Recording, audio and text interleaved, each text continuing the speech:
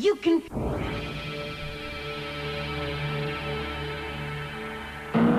The race that everyone came to see, the debut of the super trucks in South Africa, and these monster machines didn't let the spectators down.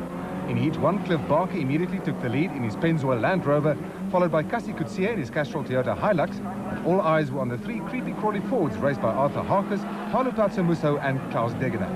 Harkes slotted into third in his Hugbug machine, throwing the big V8 powered truck around with gay abandon, with Piazza Musso trying to outdo him at every corner.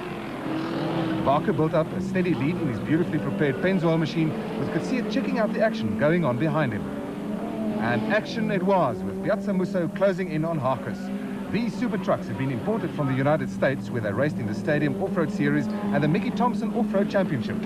With at least 5 more on their way, including a new Toyota super truck for Cassie Coetzee, indications are that this formula can turn into a huge crowd pleaser this year. Cliff Barker still had a comfortable lead, but behind him the two creepy crawly Fords were homing in on second place Cassie Coetzee in his Castrol Toyota Hilux.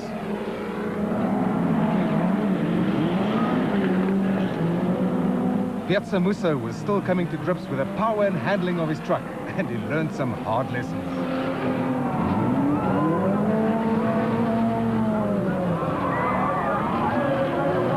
That mistake allowed Klaus Degener to close in on Arthur Harkes, and although they were teammates, no one was going to give an inch.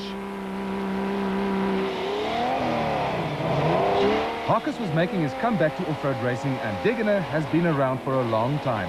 Something had to give, and it did. Unfortunately, this incident led to light injuries to a few spectators, a broken steering box for Degener, and the stoppage of the race.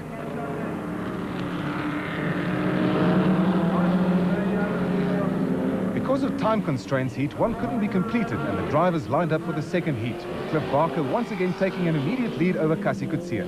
Degener was out for the day following his altercation with Harkes, who was lying third ahead of Linton Draper in his Chev. These drivers and vehicles took a tremendous pounding as they thrilled the crowd in spectacular fashion. Just how hard they work is clearly shown in this great in-car shot of Cassie Coetzee's cockpit.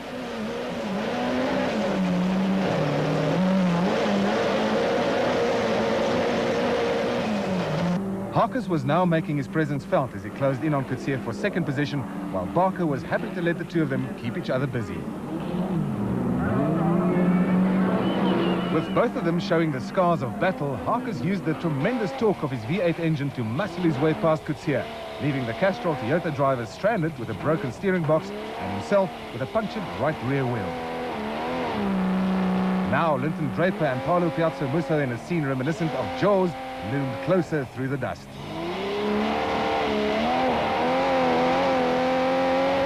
Harkes had no choice but to let them through, and for the unfortunate Coetzee, well, his day was over.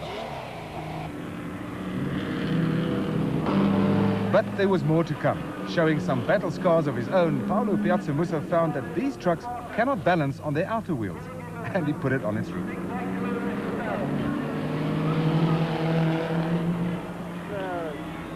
Barker continued on his merry way, and fortunately the damage to Piazza Musso's vehicle wasn't too serious, and after a while he was back on his wheels to continue the race.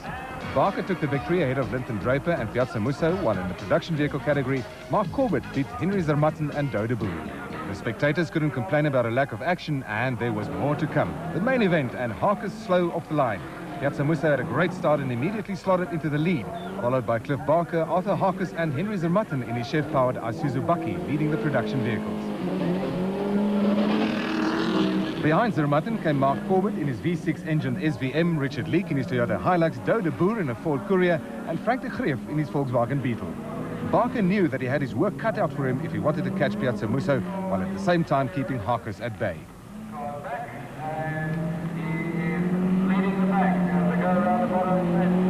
A great sight as these spectacular monster machines slide their way around the bottom corner and accelerate hard along the uphill straight towards the main grandstand.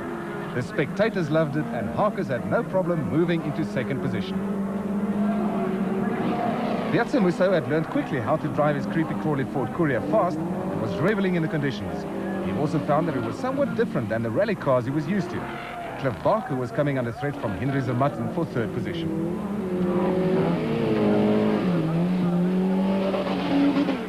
With a little bit of breathing space, Piazza Musso could choose ideal lines through the corners, while Harkes had to throw caution to the wind in trying to catch the flying Italian.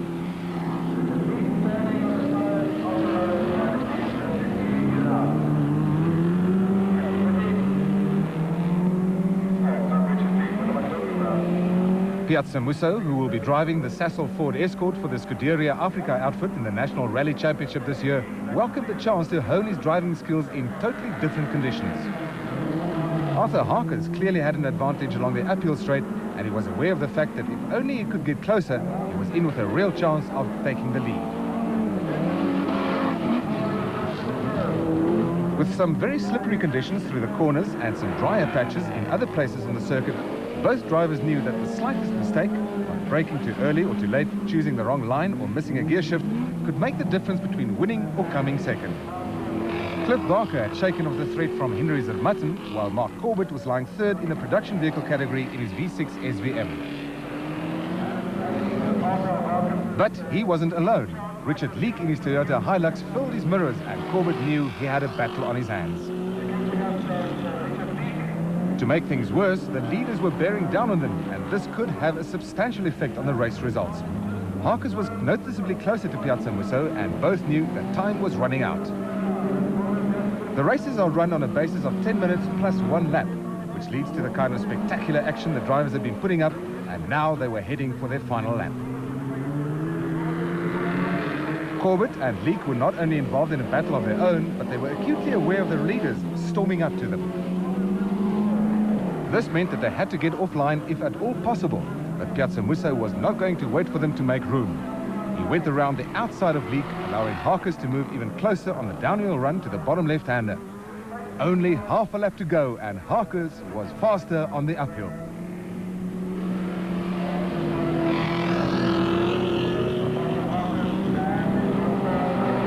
Now, Frank de Greef, second in the production vehicle category in his Beetle, had to move out of the way, and Piazza Musso took full advantage. Harkes went flat out into the last corner, but to no avail, and a great maiden victory for Paulo Piazza Musso. Cliff Barker ended third, and in the production vehicles, Zermatten took the win, followed by de Greef and Corbett. Paulo, you seemed to enjoy that one, but it was a bit of a battle, wasn't it? Yeah, it was. It was coming to terms with the conditions. Coming to terms with the opposition, but I must say the creepy crawly Ford Courier handled extremely well. I put it on its lid once, but it survived it, and I really enjoyed today. You think it's the first of many to come for the season? Absolutely. The more cars we get, the better the spectacle, and I think it's really becoming a spectator sport.